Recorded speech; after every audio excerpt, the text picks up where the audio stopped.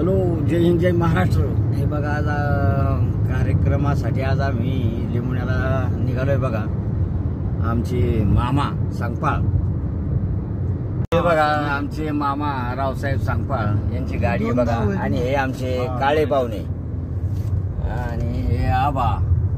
आता आम्ही बघा लिंबुण्याला नवऱ्या मार्गे आता लिंबुण्याला चाललोय बघा. तर आम्ही 10 वाजताच निघालो, पण थोडा वेळ झाला, पण चालते काय हरकत नाही. तर कार्यक्रमाला पोहोचलो म्हणजे बस. एक आमचे जोडीदार गोरख साळुंके, आमचे गावचे मेहुणे जावई, हे त्यांचं 1 वर्ष साधाचा कार्यक्रम बघा. तर तो कार्यक्रम म्हणजे लाडकी माणसं आहे. हे बघा, हे आमच्या संपाळ रावसाहेब संपाळ मामाची गाडी बघा. नवीन गाडी घेतली त्यांनी, CNG वरची गाडी बघा. तर आता त्यांचं ते एक स्टार्टरचं थोडं प्रॉब्लेम होते. आता स्टार्टर बदली करायला बघा, ते इलेक्ट्रिक मशीनरी इथं स्टार्टर बदली करता येते. चला म्हणजे त्या बदली बघा. इथं कार्यक्रमासाठी आम्ही आलो बघा. आता इथं भरपूर आहे गाड्या वगैरे, संपूर्ण इथं लोक आलेत बघा. इथं तर साळुंके यांचा आज कार्यक्रम आहे पहा. सगळ्यांना कुठे सावली मिळायची.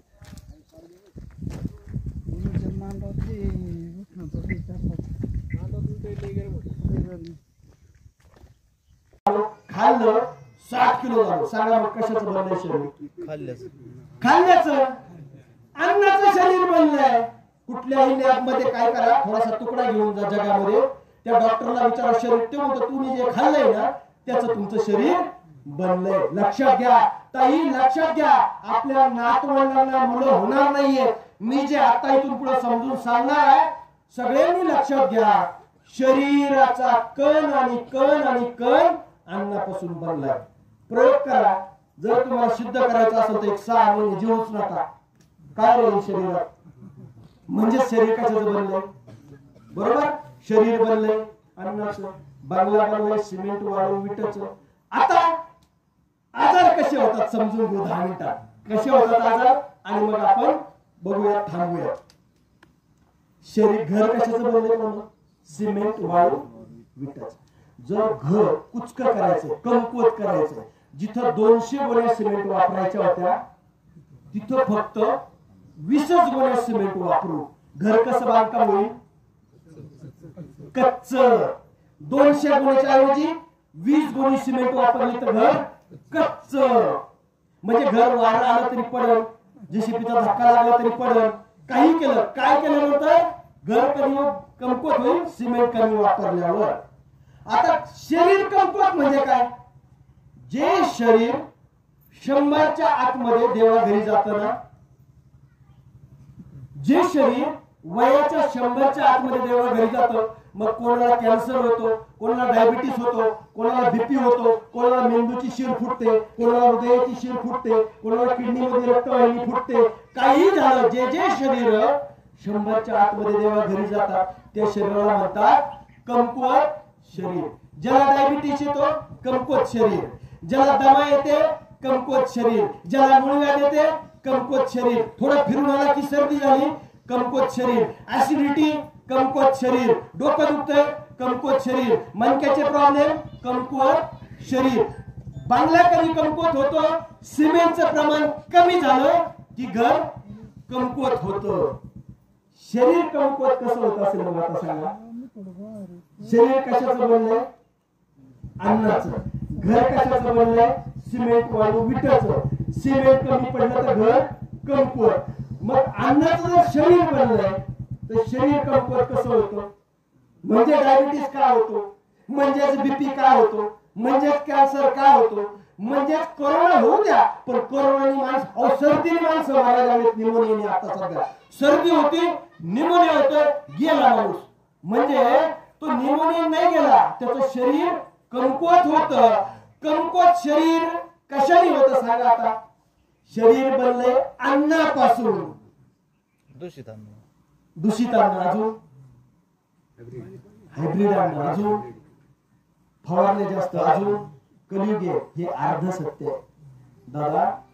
जे 24 तासात आपण खातो ना त्या खाण्यापैकी काहीतरी सिमेंट आहे,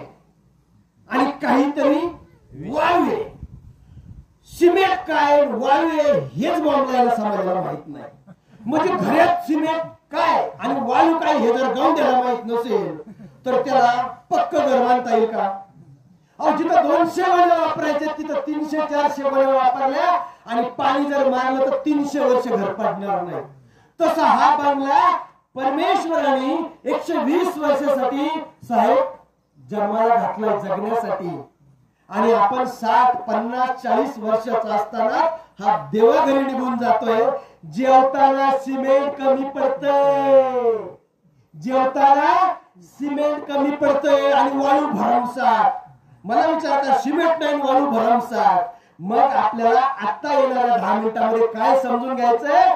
जर आपल्या नातवंडांना मुलं होऊन द्यायची असतील, आपल्या घरात कॅन्सर होऊन द्यायचा नसेल, आपल्या घरात डायबिटीस होऊन द्यायचा नसेल तर आपल्याला सिमेंटचं प्रमाण वाढवावं लागेल आणि वाळूचं प्रमाण योग्य प्रमाणात घ्यावं लागेल. लक्षात येते का? तुम्ही म्हणता जाऊ दे आता एवढं कळलं तर सिमेंट काय ते सांगा. त्यांना सांगितलं तर दवाखाना चलतील का? तेवढं जर सांगितलं बरोबर तेवढं होतं. तुम्ही ऐकलं तर आणि घरी जाऊन केलं तर करणार कोणी नाही. तरी सांगतो सिमेंटच्या आधी वाळू सांगतो. काय सांगतो? चपाती वाळवे सिमेंट नाही, भात वाळवे सिमेंट नाही, चॉकलेट माती वाळू पण नाही, त्या बॉब्या माती आहे, कॅडबरी माती आहे, मॅगी माती आहे वाळू पण नाही. मॅगी चारा पोरांना आणि नाही होणार त्यांना झालं पीसीओडी. कुणीच काही विचारच करायला तयार नाही. समाजाचं डोकं जागेवर नाहीये. माती कळली सिमेंट कळलं, वाळू कळली सिमेंट राहिलंय. तेल काय तेल? सिमेंट असेल साहेब का वाळू असेल माती असेल? माती असेल. 3 चमच्याच्या 2 चमच्याच्या पुढे पहिली टाकायला की माती. लवकर हार्ट अटॅकने चालला. आपल्या घरामध्ये 4 किंवा 5 माणसं असतात. त्याच्यापैकी एकाचं कोलेस्ट्रॉल असतं 200, एकाचं कोलेस्ट्रॉल असतं 50. याला तेलाचं प्रमाण जास्त लागतं, याला तेल नको. साखर तेल वापरून त्याला कार्यक्रम त्याचा लावतोय आपण. म्हणजे आपल्या घरामध्ये कोलेस्ट्रॉल तपासणं गरजेचं आहे जेणेकरून आपल्याला तेल कमी वापरता येईल.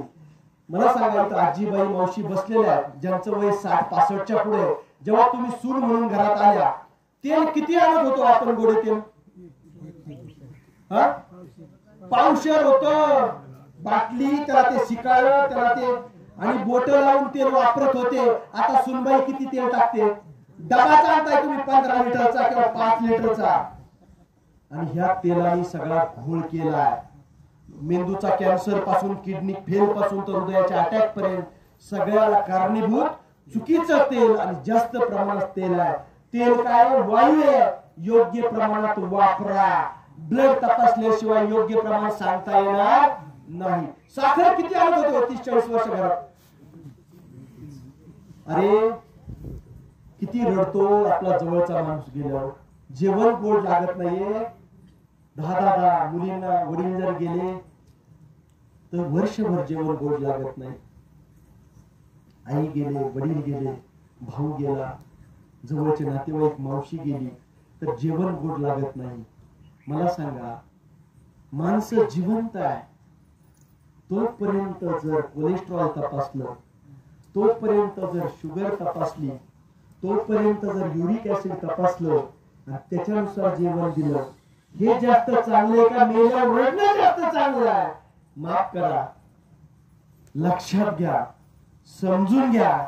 जे माणसं गेल्यानंतर आपण रडणार आहे त्या माणसांच्या तपासण्या आजच केल्या पाहिजे. आपण काय करतो माहितीये का? रिझल्ट लागल्यावर धावपळ करतो. पोरग फेल झालं मग बाप क्लास धुमतो. कुठला क्लास चांगला? अरे पोराचा रिझल्ट आलाय, त्याचा इंग्लिश उडालाय, त्याचा हिंदी मराठी गणित उडालाय आणि मग बाप काय धावपळ करतो? शिरूरमध्ये कुठले क्लास चांगले आहेत? आपण तसंच करतो ना. हार्ट अटॅक झाला मग दवाखाना कुठला चांगला आहे? अरे लवकर गाडी बोलवा, लवकर हलवा. हे सगळं झालं, रिझल्ट लागल्यावर धावपळ. मित्रांनो, नीट असताना धावपळ करूयात. अशा प्रकारचे कार्यक्रम झाले पाहिजे. माणसं 100 वर्ष नक्की जगतील. तीच आदरांजली. बरं चला, थोडं विषयांतर झालं. वाळू म्हणजे काय राहिले आपण सांगत होतो. सिमेंट म्हणजे काय जर समजलं तर हा बंगला आपल्याला 100 वर्ष टिकवता येईल. कमी पडत असेल तर वाढवता येईल. हिरव्या भाजीपाला सिमेंट आहे, पण जास्त शिजू नका. तोंडी लावा. तोंडी लावतो का आता सध्या? लहानपणी कांदा, कोथमीर, मेथी, मुळा, डिंगऱ्या तोंडी लावण्याचं प्रमाण होतं. आता सध्या नाही. हिरवा भाजीपाला काय?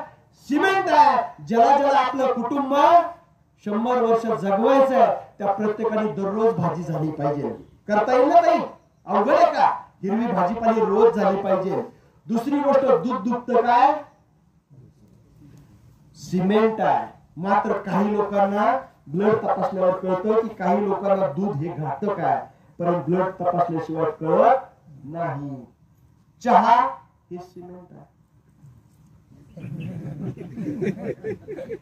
माफ करा, दारू पिणाऱ्या माणसाला जेवढी दारू घातक आहे ना त्याच्यापेक्षा डबल चहा पत्ती आणि साखर घातक आहे. पण काय झालं, मान्यता आहे ना, महाराज पण दारू चहा पितात, दारू नाही पितात. महाराज पण चहा पितात, आपण पण चहा पितो. मित्रांनो, चहा जरी बंद झाला ना तरी आदरांजली ठरेल आणि 30% आजार वर्ष दीड वर्ष घरातले गायब झालेले असतील. चहा बंद झाला पाहिजे. चहा हे मातीपेक्षा एक विष आहे मोठं. सिमेंट अजून ज्वारी बाजरी सिमेंट आहे. चपाती वाळू आहे, भात वाळू आहे.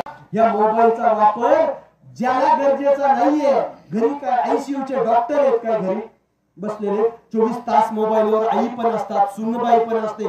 मला सांगा, लेडीजच्या हातात नसला मोबाईल तर काय नुकसान होईल का? ते म्हणतील मग आमच्या बरोबर ही 9 साथी क्यू, हमारे साथी क्यू.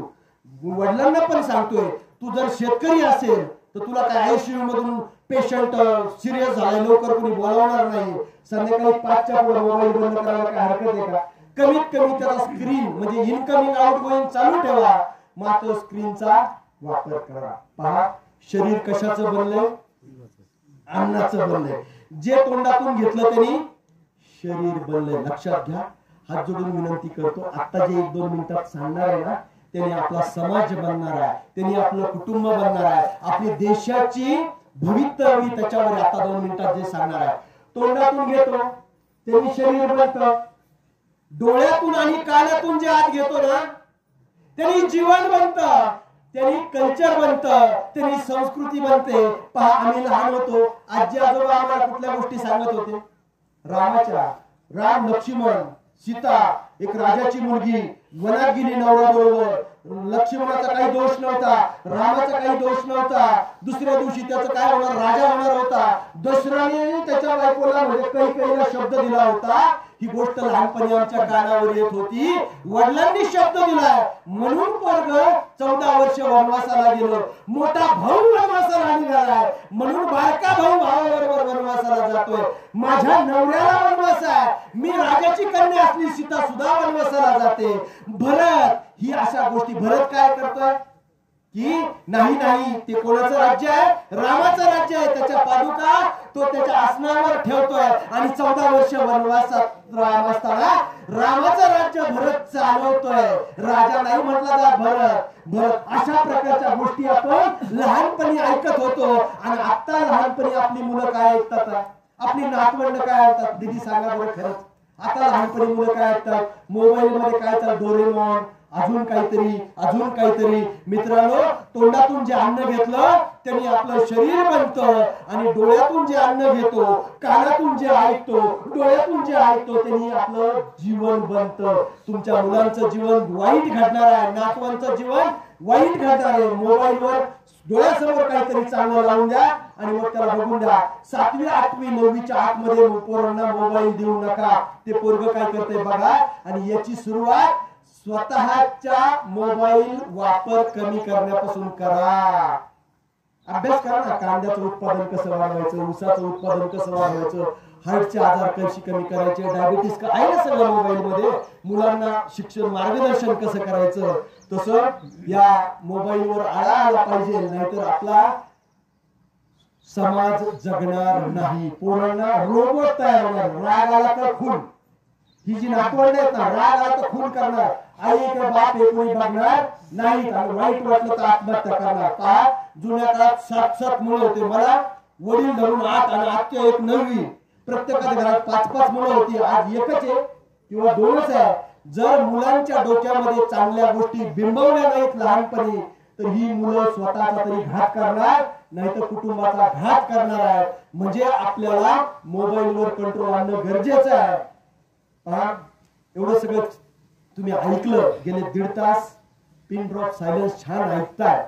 कदाचित बापूंचं संस्कार म्हणावे लागतील की त्यांच्या प्रेरणेनं, त्यांच्या संस्कारामुळे या दादा, सुनील दादा साळुंखे, संजय बेंद्रे, आमचे निंबाळकर नाना, सरपंच विजयजी भोस, सरपंच संजयजी काळे आणि बाकी सगळे त्यांची भावकी यांच्या प्रयत्नामुळे माझे 2 शब्द मला तुमच्या दर्शनाचा लाभ मिळाला आणि मला काहीतरी जे समाजामध्ये बदल घडावा ते सांगण्याचं भाग्य मला लाभलं. त्यांचं सगळ्यांचं मी कृतज्ञता मानतो. पण जे मी आज सांगितलं ते सगळ्यांनी लक्षात ठेवावं.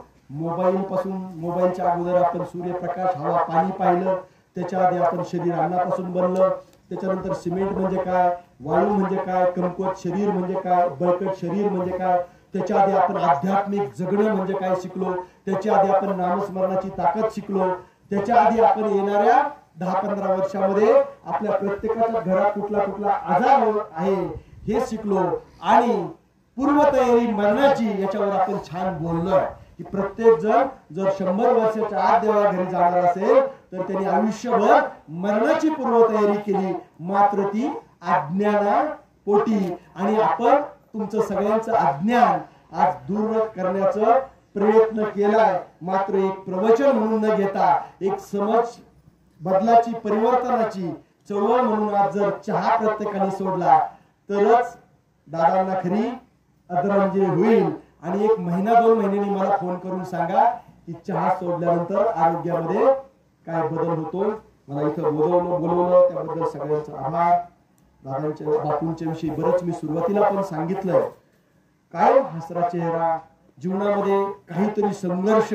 जसं त्यांचं जीवन बॉक्सर होते, राष्ट्रीय आंतरराष्ट्रीय पातळीवर त्यांनी बॉक्सिंगच्या स्पर्धा केल्या किंवा मार्गदर्शन केलं, तरी सुद्धा आज तुम्हाला सांगतो की 50 मुलं जिम मध्ये भारतामध्ये दररोज मरतात. जिम करताना 50 मुलं दररोज भारतामध्ये मरतात. म्हणजे सिमेंट काय आणि वाळू काय, जोपर्यंत हे पक्क करत नाही तोपर्यंत व्यायाम करून सुद्धा चालणार नाही. तर मी परत एकदा सगळ्यांचा आभार मानतो आणि बापूंच्या पवित्र आत्म्यास किंवा त्यांची जी पुढचा प्रवास चालू असेल, ज्या कुठल्या योनीमध्ये त्यांनी जन्म घेतलेला असेल, त्यांचा प्रवास सुकर व्हावं. त्यांच्या मुलींना, त्यांच्या मुलांना हे वर्ष कसं गेलंय हे त्यांना दुःख त्यांचंच माहीत. आज परत त्यांचं दुःख कमी करण्याचं परमेश्वराने त्यांना सामर्थ्य द्यावं. मात्र त्यांनी जी शिक्षण दिलेलं आहे, त्यांनी जे संस्कार दिलेले ते संस्कार त्यांच्या मुलांनी, त्यांच्या नातवांनी, त्यांच्या सगळ्यांनी समाजाच्या भल्यासाठी वापरावं. आणि एवढं बोलून मी थांबतो. रामकृष्ण. आमच्या मोठ्या बंधूंचे ज्येष्ठ चिरंजीव वैकुंठ निवासी गोरख बापू यांचं 1 वर्षापूर्वी चालता बोलता दुःख निधन झालं. आज त्यांचा प्रथम पुण्यस्मरण, ज्याला आपण प्रथम स्मृतिदिन म्हणूया, या निमित्तानं आपल्या सर्वांच्या समोर 1-1.5 तासावरील काळ या ठिकाणी आरोग्याचे संदेशवाहक डॉक्टर नरवडे यांनी आपल्या सर्वांच्या समोर तुम्हाला मिळालेलं जे अनमोल जीवन आहे परमेश्वराने दिलेलं ते कशा पद्धतीने त्या जीवनाची आपण काळजी घ्यावी या संदर्भामध्ये अनेक दृष्टांत तुम्हाला सर्वांच्या समोर दिलेले आहेत. डॉक्टर आजच्या या स्मृती दिनाच्या निमित्तानं आपल्याला या ठिकाणी जे निमित्त आम्ही करण्याचं ठरवलं होतं त्याचं कारण की आपण रोज कोणत्या मोठ्या कारणाच्या निमित्तानं आध्यात्मिक विचारावर प्रकाश टाकत असतो त्याच्या व्यक्तींना बनवतो आणि हे विचार ऐकल्यानंतर त्या ठिकाणी आलेली मंडळी माता असतील भगिनी असतील पाहुणे असतील सगळे असतील ते विचार घेऊन घरी जातात परंतु त्यांना दिलेले विचार जीवनाची वाटचाल करत असताना अर्ध्यावरती ते सोडून देतात. अनेक विचार केला सुनील दादा यांनी की आपण अशा पद्धतीचा स्मृतिदिन बापूंचा करायचा ज्या दिवशी आपल्या या बापूंच्या स्मृती दिनाच्या दिवशी पुण्यस्मरणाच्या दिवशी या ठिकाणी आपल्या घरी येतील त्यावेळेला मंडपामध्ये जे जे पाहुणे रावळे असतील ग्रामस्थ असतील हितचिंतक असतील माता भगिनी असतील त्या माता भगिनींना आपल्या प्रदीर्घ जीवनाचा आदर्श आपल्या प्रदीर्घ जीवनाचा एक मंत्र ज्या माध्यमातून ज्या विचारातून दिला जाईल किंवा मिळेल अशा पद्धतीचे विचार म्हणण्यासाठी आपल्याला डॉक्टर डोळे यांना बोलायचे. त्या पद्धतीने चर्चा झाली आणि त्या पद्धतीने आपल्याला या ठिकाणी निमंत्रित केलेलं आहे. जीवन सुंदर आहे ते सुंदर बनवण्यासाठी किंवा ते सुंदर राहावं यासाठी जीवनामध्ये वाढवानी समेत याच्या बाबतीमध्ये डॉक्टरांनी सांगितलेला संदेश किंवा दिलेले विचार हे निश्चितपणे उद्भव असे आहेत.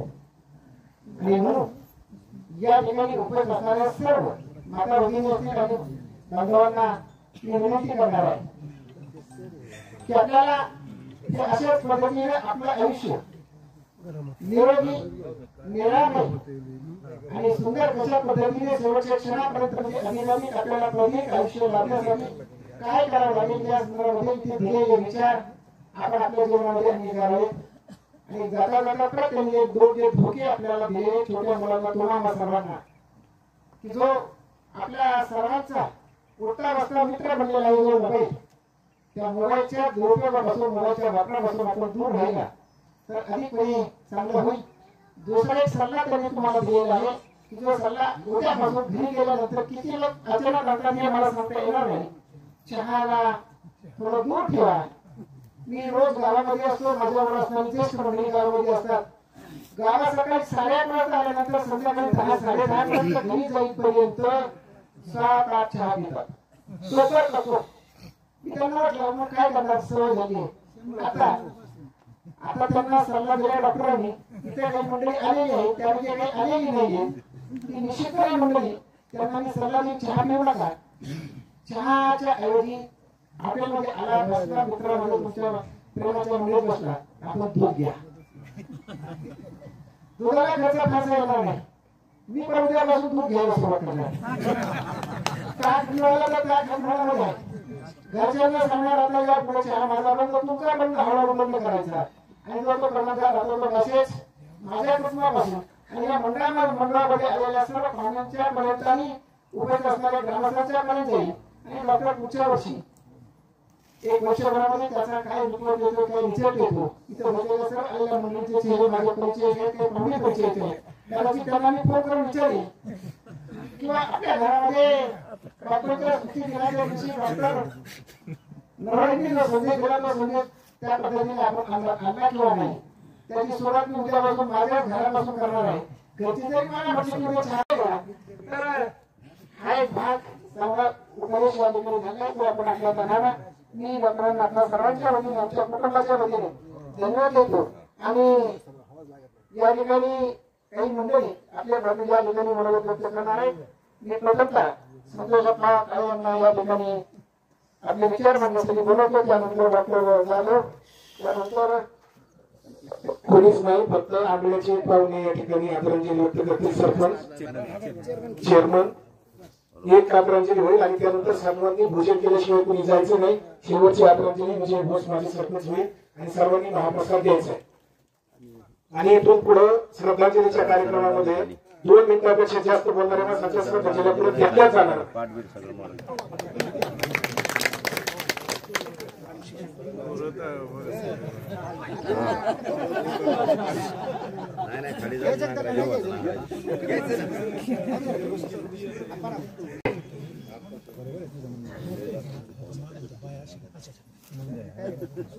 माझे मेवणी आंबळ्यांची जावई, मेंद्री परिवारातली जावई,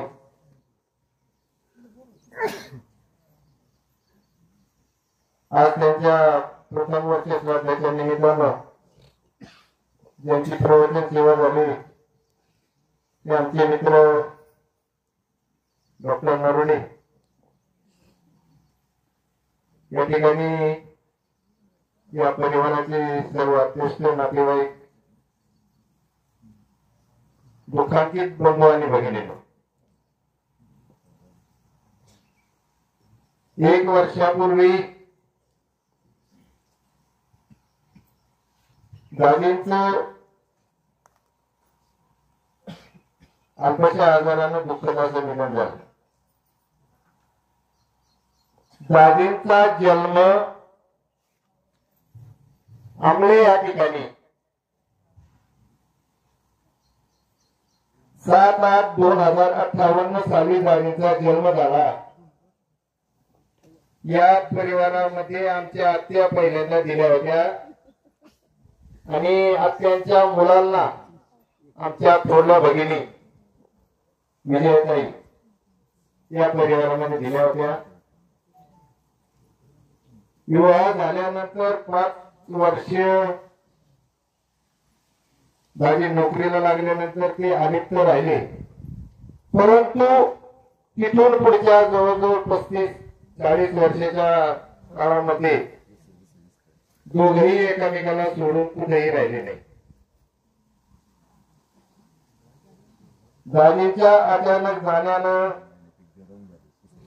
आमच्या भगिनींना, त्या परिवाराला जे दुःख झालेले, केंद्रीय परिवाराला जे दुःख झालेले शब्दात सांगू शकत नाही. महाराज, या ठिकाणी मला काही गोष्टी आवर्जून सांगा वाटतात. माझ्या स्वतःच्या पडकीच्या गावामध्ये माझ्या ह्या बहिणींनी आणि दाजींनी माझ्यासाठी जे केलं ते मी शब्दात सांगू शकत नाही.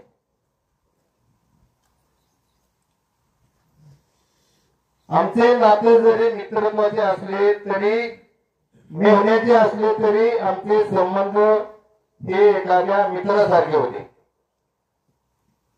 माझ्या जीवनातला जो काय प्रवास असेल त्या प्रवासामध्ये सिंहाचा वाटा ह्या दोन्ही वडिलांचा आहे. म्हणून ह्या दाजींच्या जाण्यानं ह्या परिवाराला आणि विशेष करून मला फार मोठं दुःख झालं नाही. बऱ्याच गोष्टी सांगण्यासारख्या आहे, परंतु माईक ज्यावेळेस हातात येतो त्यावेळेस बऱ्याच गोष्टी माणूस विसरून जातो. डॉक्टर साहेबांनी आपल्याला जे मार्गदर्शन केलं ते अतिशय मोलाचं आहे. डॉक्टर साहेबांबद्दल तुम्हाला एक मुद्दाम एक किस्सा मी या ठिकाणी सांगतो. डॉक्टरांचं काम कसं आणि काय आहे. माझी गाय आजारी पडली होती. डॉक्टर शेट्यांनी डॉक्टर नरोडे साहेबांना सांगितलं की नरोडे डॉक्टरांना बोला, या गायीला अटॅक सारखा प्रकार आहे. दिवाळीचे दिवस होते, थंडीचे दिवस होते. रात्री 10 वाजता डॉक्टर आमच्या घरी आले आणि त्यांनी गायीला उपचार चालू केला. म्हणजे प्रयत्न मी करणार आहे. डॉक्टरांनी गायीवर ट्रीटमेंट करून घर काढायचं काम नाही केलं. ज्यावेळेस पहाटे 3 वाजता गायी खायला लागली त्यावेळेस डॉक्टर म्हणले की आता गाय जगली, आता मी जाऊ शकतो. एवढी थंडी असताना गाय शेजारी झोपून राहणारे हे नरोडे डॉक्टर आहे. आणि आता जे तुम्हाला जे मार्गदर्शन करतायत, चहा पिऊ नका, हे खाऊ नका, ते खाऊ नका, परंतु डॉक्टर साहेब इथे सगळा उलटाच प्रकार असतो. हे खाऊ नका म्हणलं की माणूस हातून तेच खाते. काय होते डॉक्टरांना आता मग थंड पाणी आणून दिलं तर थंड पाणी सुद्धा डॉक्टर केले नाही. एवढ्या काही गोष्टी. परंतु काही गोष्टी अशा आहे की ज्याचं भरलं त्याला परमेश्वर सुद्धा लावू शकत नाही डॉक्टर साहेब. असं शेवटी विषयांतर केलं. मी सर्वांची दिलगिरी व्यक्त करतो. ऊन भरपूर आहे, गरम होते. आपण सर्वजण त्या साळुंखे परिवाराच्या दुःखामध्ये सहभागी होण्यासाठी आलात आणि या साळुंखे परिवाराचं दुःख झालं ते दुःख या परिवाराला झाले, ते दुःख आमच्या बेंद्रे परिवाराला झाले, ते आमच्या बहिणीला झाले. मी फक्त अमोलला आणि आमच्या मुकानाला एकच प्रार्थना करेन की आमच्या बहिणीला कुठल्या प्रकारचं दुःख देऊ नका. हीच दाजेला परिसरासाठी सोडून.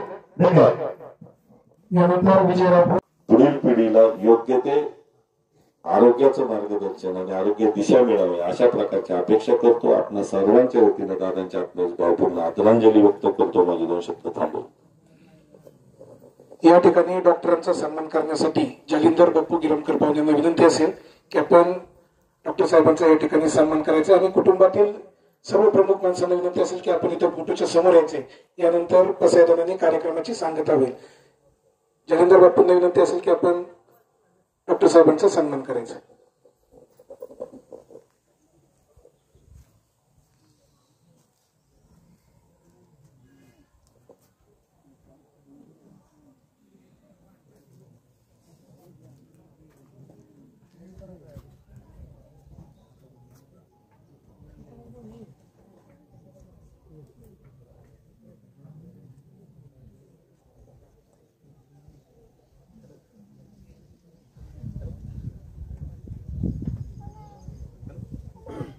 सर्वांना विनंती असेल की पसायदानासाठी आपण जागेवर उभे राहायचे. विठ्ठलांना ढोरजकर. हे बघा आता जेवणाचा कार्यक्रम चालू आहे. बघा आता व्यवस्थित असं योजने बघायचं.